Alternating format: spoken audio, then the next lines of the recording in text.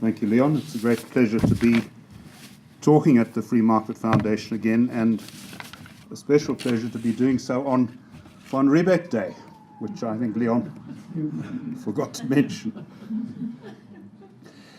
This is a repeat of a lecture I gave a few weeks ago at the invitation of Brian Benfield.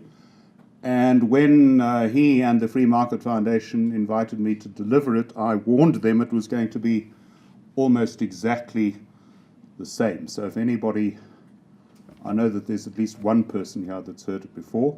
Others, well, I hope they're not here thinking they're going to get something different from what happened on that occasion. Now, in his letter inviting me to give what was then the Zach de Beer Memorial Lecture, Brian Benfield, who's a former colleague of his, suggested that I didn't need to talk about Zach because he was going to do that in the introduction, which he did, but I use it instead to quote him to send a message to our governing classes. And that message is quite simple. It consists of 6 words: we cannot go on like this. Now, it goes without saying that corruption and the problems of state capture must be rooted out. We also need a stronger parliamentary system. By that I mean one in which ministers are held properly accountable by Parliament and in which members of Parliament are accountable to constituencies rather than to the headquarters of one or another political party. Our 2 ruling parties, and there are 2 ruling parties, the African National Congress and the South African Communist Party, need finally to abandon their revolutionary agendas and to graduate into the world of modern liberal industrial democracy. It would also help, I think, if they got divorced. A government which regarded itself as subordinate to, rather than above the law, would help as well. So would a president who took his constitutional obligations seriously. These are all pretty much necessary conditions for both political and economic success. Tonight, however, I don't want to discuss those any further, but to focus more on the social, attitudinal, and economic changes that this country needs as ingredients of success. Let's start with a couple of hard facts. Our growth rate of GDP per head in the last 42 years has averaged 0.6%. This performance, you will be relieved to know, beats that of Venezuela, but it's 1/10 of the rate of Botswana, right next door to us. And we are beaten not only by fast-growing countries such as China and India, but also by Australia, Brazil, Chile, Denmark, Egypt, A, B, C, D, E, and so on down the alphabet to Uganda, the UK, and the US, the last 2 of which have been growing at 3 times our rate, mature economies that they are. Our worst growth performance was in the last 10 years of the apartheid era, but the early promise of the post-apartheid era is now dissipating as confidence wanes and even our own companies seek their fortunes elsewhere. Since 1994, unemployment has risen from 3.7 to 8.2 million. Our current unemployment rate is higher than that of Greece. 2/3 of young Africans are jobless. Our schooling system reproduces racial inequality. Last year, the matric pass rate in maths for Africans was 26%, and for whites it was 85%. To reduce unemployment and to stimulate robust growth, we need investment levels at 30% of GDP. Our current level is 20%, whereas that of India, for example, is 34%. We don't need international credit ratings agencies to tell us that the economy is in trouble. And the reason is that we are pursuing policies that handicap most of our people and in the process damage the economy. An economy is nothing other than the aggregate of the output of all the people that make it up. The only good news on the job front is what President Jacob Zuma said in his State of the Nation address earlier this year. I quote him, "To achieve our objectives of creating jobs, reducing inequality, and pushing back the frontiers of poverty, we need faster economic growth. When the economy grows fast, it delivers jobs. Workers earn wages and businesses make profits. The tax base expands and allows government to increase the social wage. We must act decisively to remove domestic constraints to growth. We cannot change the global economic conditions, but we can do a lot to change the local conditions." Unquote. Not much there in what Mr. Zuma said to dispute. Whether he meant any of it, I have no idea. One never does with him. Maybe the paragraph was just put there by the finance minister to impress the ratings agencies. But local conditions need to change more radically than either Mr. Zuma or Mr. Provan Gordon imagines if we are to halt the country's downward slide. We need an entirely new paradigm, one based on classical liberalism. And I use the term classical liberalism, ladies and gentlemen, sometimes known as libertarianism, really to differentiate it from American liberalism, which envisages a far more intrusive state than the classical liberals did. What parties on the right and parties on the left have in common is that they want a powerful state, the right to impose certain values and norms, the left to bring about material equality. Classical liberals are really in the middle. They cherish individual liberty over state power. And that does not mean a weak state. It means a state whose reach is efficacious, but limited to doing what only the state can do. Now, most liberals will agree that the power of the state to interfere with the courts or the press or freedom of association should be limited.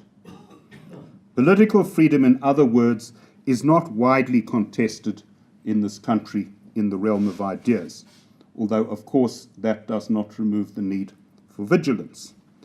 Economic freedom, however, is hugely contested.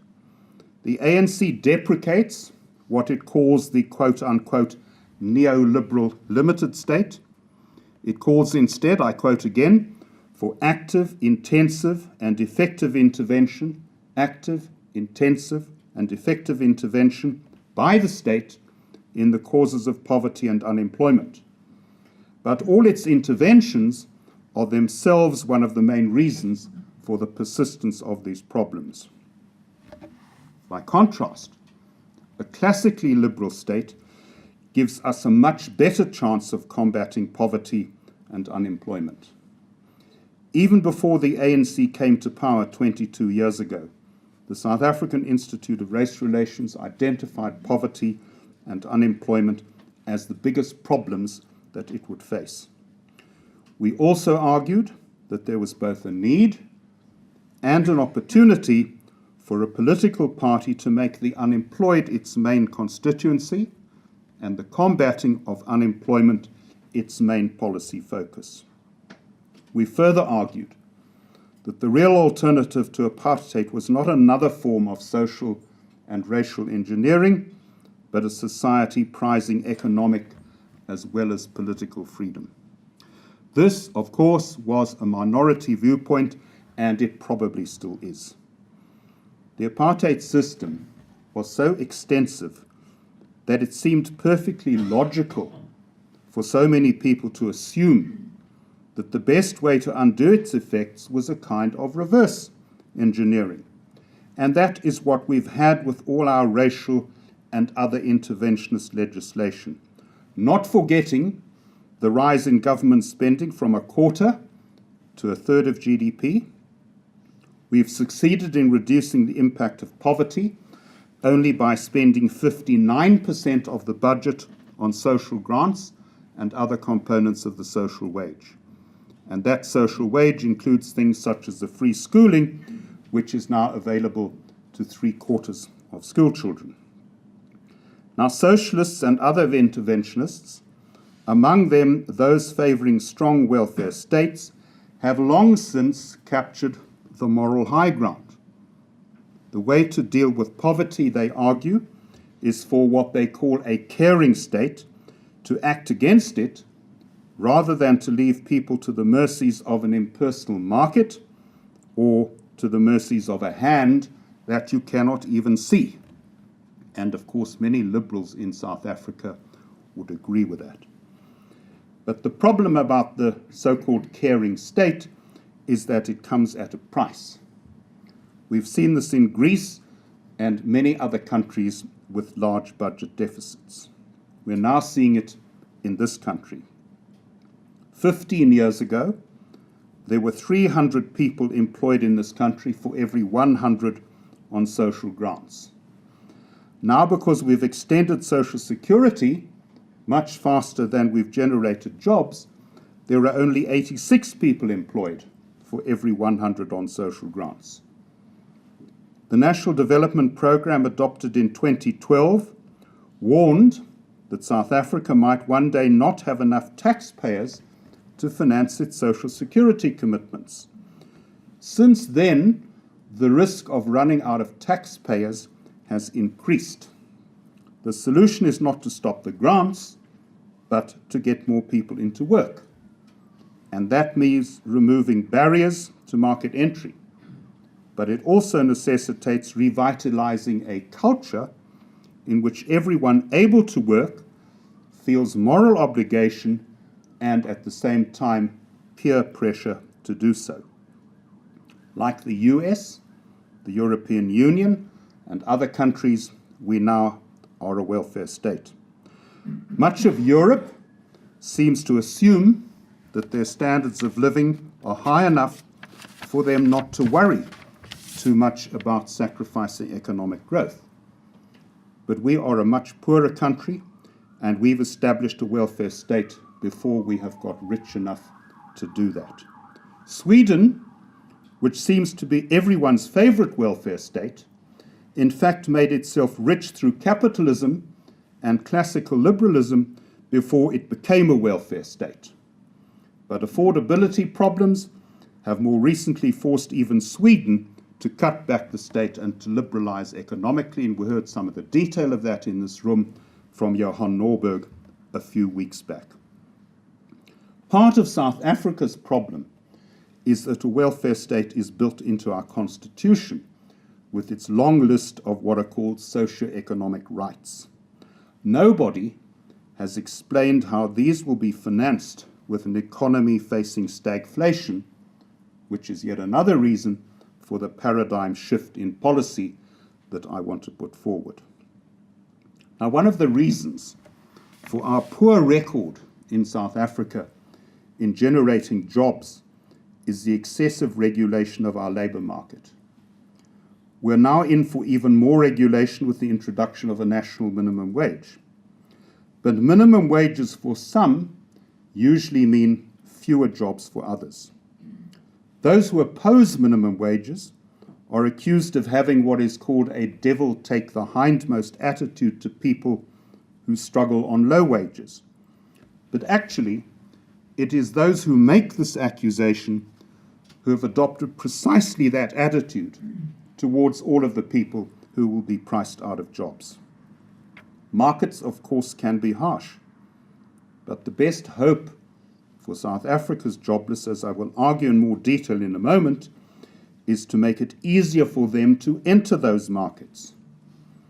As Zach de Beer put it to me many years ago in a roundtable discussion on liberalism that I chaired for Business Day, I quote him, "The free market is simply an aspect of personal freedom which must include economic freedom," unquote. Unlike political beliefs or ideologies, which start with notions of the common good, or class struggle, or racial theories, classical liberalism starts with the individual. First and foremost, he is an individual, entitled to be treated as such, rather than as a member of any particular group. His personal rights, liberties, dignity, and freedoms are fundamental. So, of course, is the principle of equality before the law. Legislation which discriminates against an individual on grounds of race violates both the principle of equality before the law and his dignity. As we learned during apartheid days, laws designed to give privileges to chosen groups always have as their victims individual human beings. The same is true of post-apartheid racial laws. They've benefited some, but they've hurt very many more, especially those who are most heavily dependent on state-run services. Apart from being illiberal, our post-apartheid racial laws are unnecessary. If you want to help the disadvantaged, there are better ways of doing so that also have the attraction of being colorblind. Obviously, many people may not actually be blind to color or race.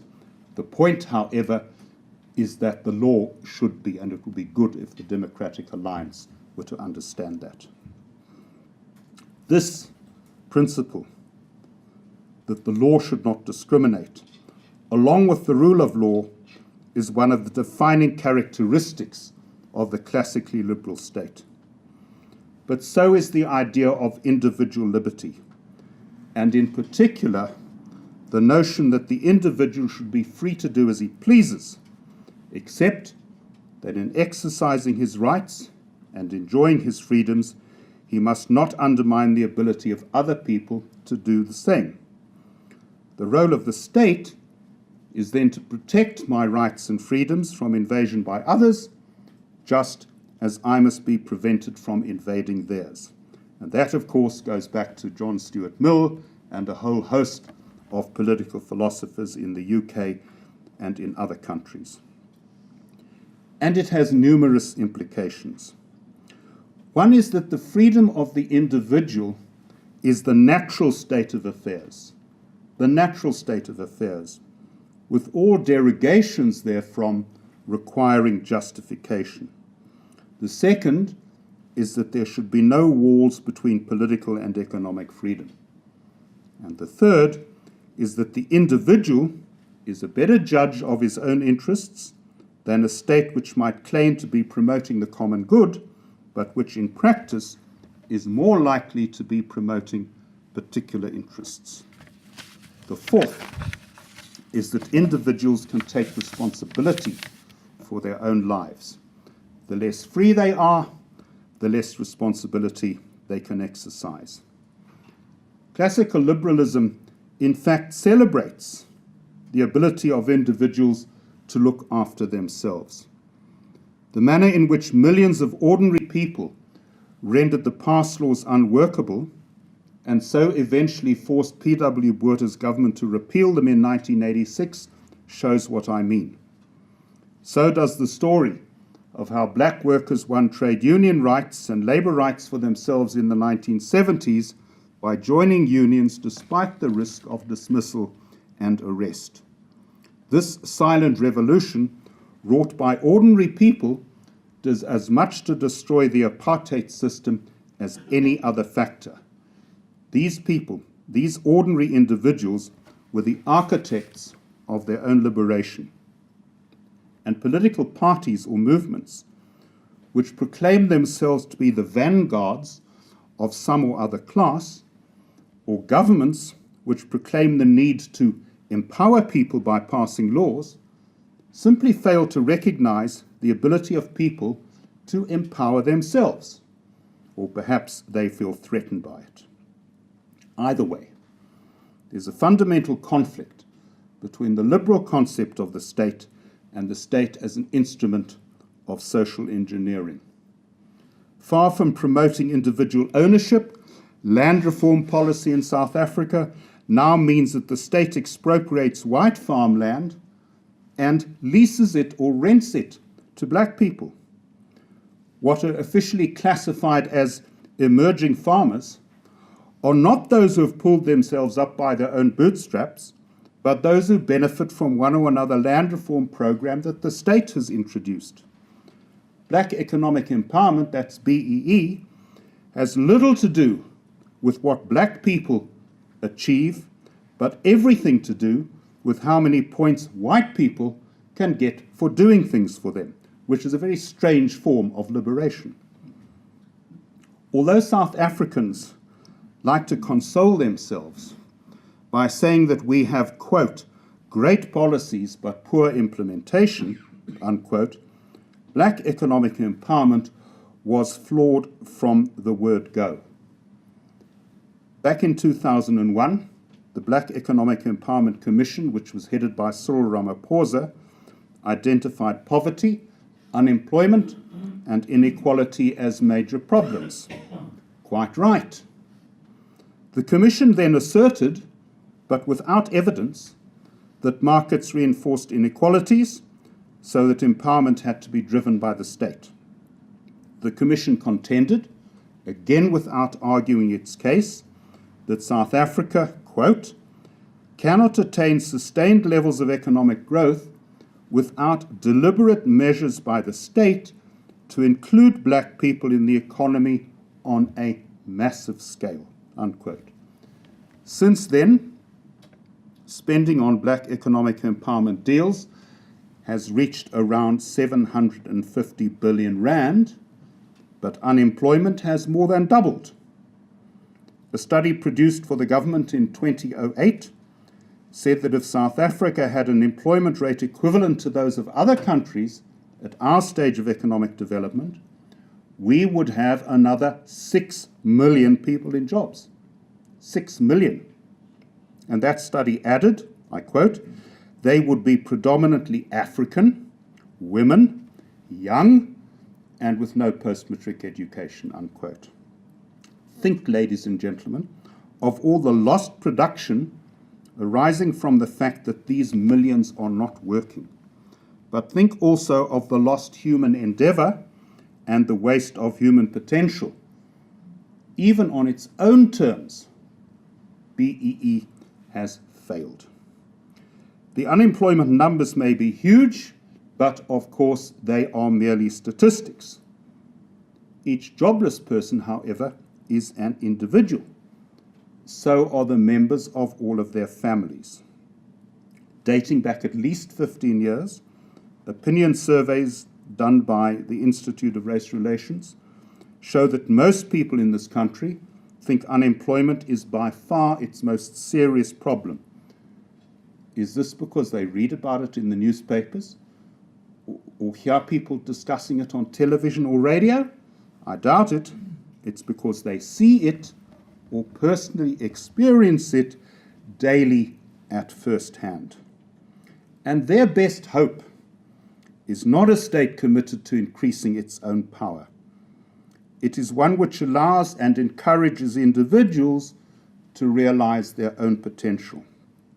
Let's start with property. In 1776, the same year in which the Americans proclaimed the God-given and unalienable rights of man, Adam Smith wrote the following in The Wealth of Nations.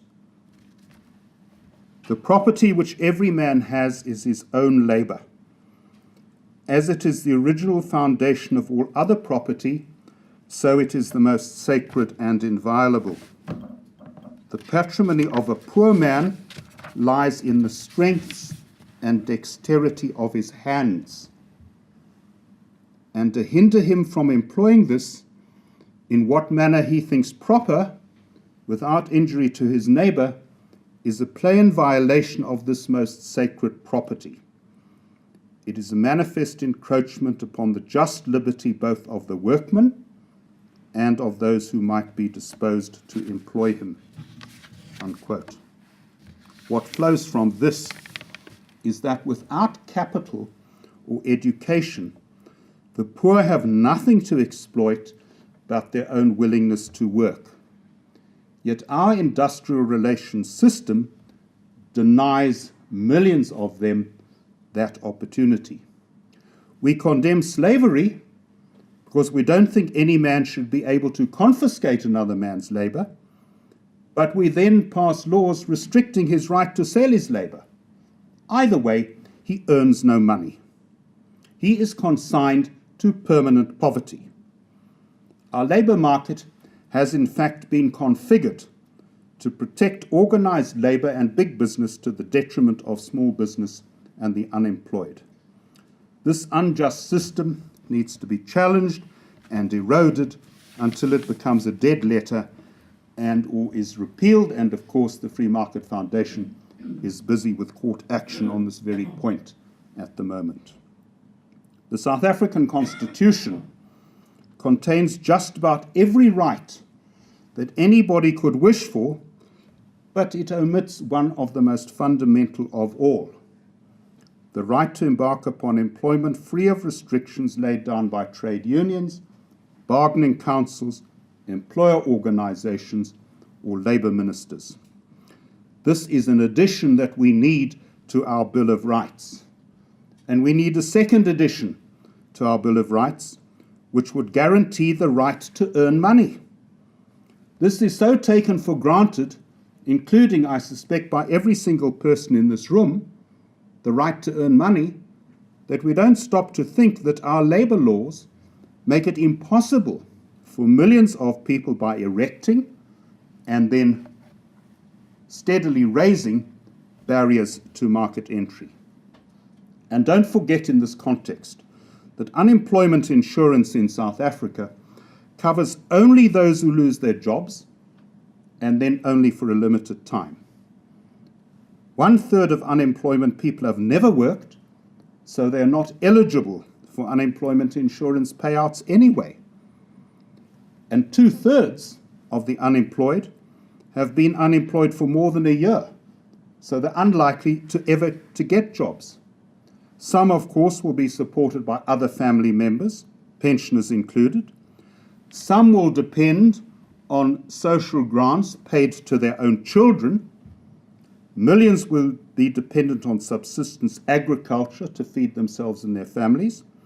Some may turn to stock theft and other types of crime. Rather than allow this state of affairs to continue, we need a policy which enables the poor to find work and so to take the first step out of poverty. For most individuals, holding down their first paying job is the foundation of upward mobility. They will learn skills on the job and become contributors to national output, not merely consumers of the income of others. Nothing else will help as much in reducing crime, restoring dignity, promoting self-esteem, and fostering family life. Having one's own money is one of the most liberating experiences of all.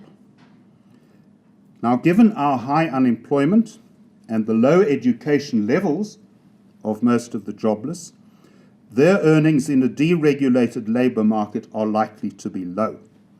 And of course, when I say that, I hear the cry, sweatshops.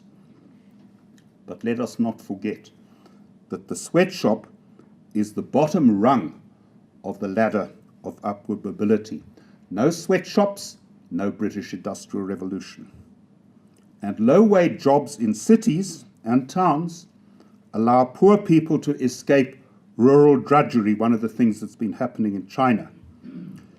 Better to spin or weave cotton in the shade than pick it in the blazing sun half the time, bent double. Our government wants to create 300,000 black peasant farmers, but poor people continue to leave the rural areas for cities and small towns.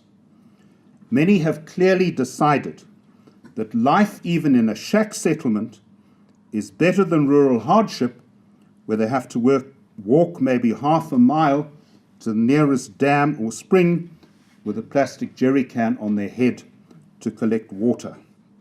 And of course, the present devastating drought is certainly going to accelerate the established urbanizing trend. This makes it more urgent than ever to liberalize our labor market so that employers in our cities can satisfy the demand for jobs. And they must, in order to do that, be able to enter private voluntary contracts with workers free of external interference. Now, obviously, of all the liberalizing reforms that South Africa needs, the liberalization of the labor market is the most important. On its own, however, this is not sufficient. Some 80%, that's 4 out of every 5 public schools, are what is called dysfunctional. More and more parents are therefore sending their children to former Model C or independent schools. Although still small, the numbers of the latter are growing. Most are run by trusts or churches or other non-profit institutions, but 2 listed companies are now also in the schooling business. One way of enabling more parents to choose independent schools over failing state schools is for the state to provide them with vouchers to pay the fees. The state would keep paying for school education, but it would generally stop running the schools itself as private providers take over. Demand for education run by private institutions and individuals is growing all over the world, not least in China, India, Pakistan, Afghanistan, South America, Kenya, Ghana, Nigeria, and other African countries, where more and more parents who seek better education are doing so in private institutions that provide better education than the state does. Various surveys have shown over the years that vouchers are especially popular among black parents in the US. They see them as a means of buying their way out of bad government schools in the inner cities and putting their children into better schools in the suburbs. At the other end of the economic scale, Swedish education runs almost entirely on a voucher system. Last year, the Institute published a paper on how a voucher system would work. My point this evening is simply to put it forward as a means of empowering poorer families to exercise the choice about their children's schooling, which is now available only to the middle class. And if you talk vouchers and read about vouchers, you see lots of commentary in the media and on websites arguing against vouchers, and every single one of these articles is written by a member of the middle class. Apart from liberalizing the labor market to allow them to get into it, using vouchers to empower parents to buy better education for their children is one of the best things that can be done to brighten the futures of those children. I think that we should also explore ways of enabling more people to buy private health care. The proportion of the population in this country which is covered by private medical aid schemes has been stuck at around 16% for nearly 20 years. Vouchers provided by the state would enable everyone to buy private health care. They would do so via an expanded medical aid system, offering more low-cost options than is currently permissible. This would promote entrepreneurship and give poor people more choice. And the Institute will soon publish a paper about that. One of the ANC's main political successes has been to secure wide support for its policies of what is called redress. Even so, despite that support, these policies are objectionable on the grounds that they are racially defined. Another objection is that they focus on previous disadvantage, not on current disadvantage. This has perverse implications for born frees, the children born after 1994. We are in fact telling them that because their parents were victims of discrimination, they themselves have been born not free, but into victimhood. But at what stage will policy stop treating born frees as victims? Affirmative action and BEE legislation is being tightened up. It therefore looks as if today's born frees are going to be treated for most of their adult lives as disadvantaged people entitled to preferences which the state is going to arrange for them. Making them thus dependent on the state is not conducive to encouraging them to become go-getting entrepreneurs. On the other hand, white-born frees are being told, you cannot expect any help from affirmative action and BEE policies, so you'd better look out for yourself and become an entrepreneur. And it seems to me that policies which encourage white but discourage black entrepreneurship are economically damaging. And apart from that, they risk perpetuating racial stereotypes and racial inequalities. Such policies also encourage white self-reliance and at the same time black dependency. The previous government stifled black entrepreneurship as a matter of policy and promoted white entrepreneurship, although for different reasons the present government risks doing exactly the same thing, promoting white and stifling black entrepreneurship. I first went to interview Cyril Ramaphosa as a journalist in the early 1980s. He didn't have the vote, and of course he was subject to numerous discriminatory laws. But he didn't strike me as a victim. He was busy organizing a trade union on the mines, even though many other unionists said that this was impossible. Despite their warnings, it wasn't long before he was negotiating wage deals in the mining industry. Yet Mr. Ramaphosa, a success story dating back 30 years, is still entitled to racial preferencing to help him overcome his previous disadvantage. I read dozens of articles in various newspapers describing how shack dwellers on the Cape Flats in the 1980s helped to destroy the pass laws. Every time the government demolished their shacks and shipped them off to the Transkei, they came straight back to Cape Town and rebuilt their shacks. They too refused to be victims. So also did Habakuk Shikwani, the famous cane furniture manufacturer who died a month or two ago.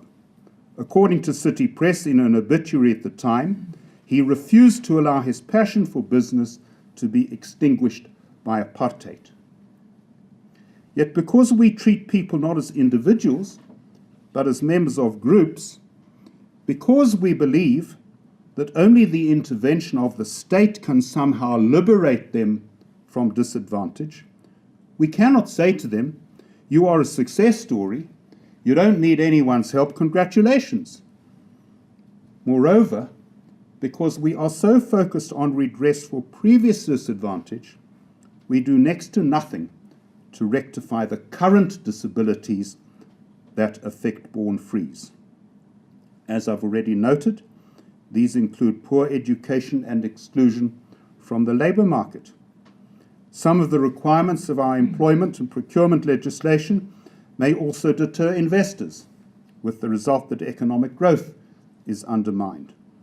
But because this legislation is seen as essential to addressing the results of previous disadvantage, we don't pay sufficient attention to the risk that it may be perpetuating current disadvantage and in particular unemployment.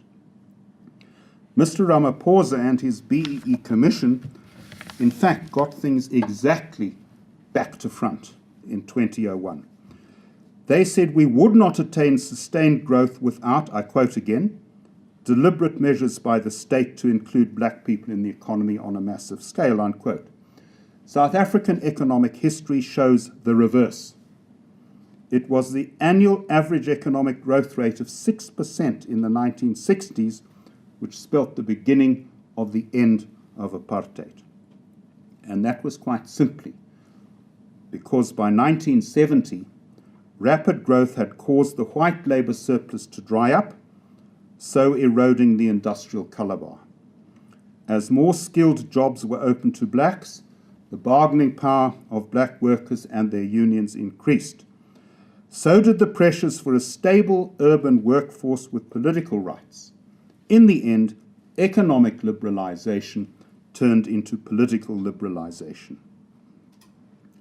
And the lesson from that is that the only means of speeding up the rate of absorption of black people into the economy today is growth rates of 6% or more. Faster growth necessitates comprehensive economic liberalization. This includes putting property rights beyond question and repealing all the regulations that handicap this economy. It further means abandoning the idea that the government has the knowledge to create industrialists, as they put it, or pick winners. It should rather ensure that the overall policy environment is such as to encourage risk-taking, profit-seeking entrepreneurship among people of all races, among businesses of all sizes, in all parts of the country, and in all sectors of the economy, not just particular economic zones. And of course, it means strengthening the market economy. Evidence from around the world that has been collated by Neil Emmerich shows that there is a close correlation between economic freedom and economic growth. Looking back at the period between 1990 and 2010, that's 20 years, the least free countries experienced growth in GDP per head at an annual average of 1.6%. The most free clocked up 3.6% annual average, more than double. As a result of these different growth performances, the least free countries recorded GDP per head in 2010 of $5,200, while the most free recorded $38,000, almost 7 times as much. Moreover, the average per capita income of the poorest 10% of the population in the least free countries was $1,200, whereas in the most free it was nearly $12,000, 10 times as much. Poor people are better off in rich than in poor countries. So the solution is quite obvious. Poor countries must make themselves rich.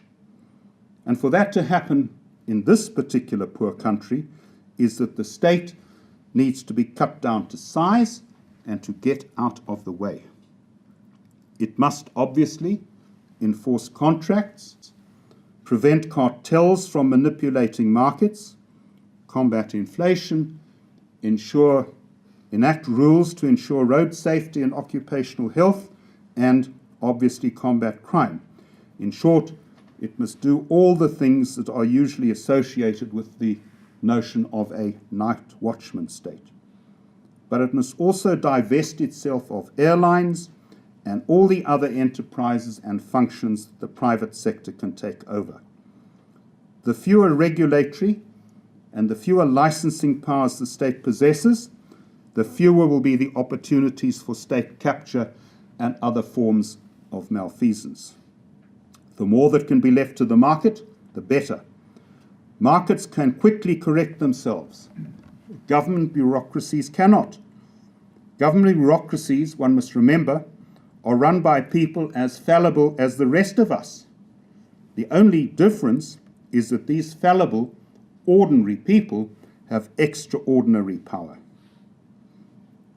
3 things define the liberal state. The first is that it's cautious about using its power. The interventionist state, confident of its own wisdom, will intervene whenever it feels intervention is desirable or fashionable or expedient. But the liberal state, skeptical about its own wisdom, will regulate only where absolutely necessary. The second point about the liberal state is that it is frugal, recognizing the right of the individual to enjoy the fruits of his labors. It will take away in taxes only as much as it needs to perform its limited core functions of protecting life, liberty, and property. The third point is that the liberal state seeks not to empower itself, but to allow individuals maximum scope to pursue their own interests and their own prosperity and their own happiness. This will also reduce the burden on the state. freeing resources for those in greatest need. Our hundreds of thousands of orphaned children, the illiterate, the elderly poor, and those too sick or disabled to work. Moreover, they could be assisted on a completely colorblind basis, since our extensive social security system already operates on a colorblind basis. And it does that because it focuses on current, not previous disadvantage. In conclusion, let us remember at all times that the name of the game is power. Interventionists seek to empower the state, classical liberals to liberate the individual. We all remember Lord Acton's warning, all power tends to corrupt, and absolute power corrupts absolutely. Everyone recognizes that this calls for vigilance. But we need also to ensure that we're equally vigilant against those, some of them in positions of power in this country, who take the view that all power is delightful and absolute power is absolutely delightful. Thank you.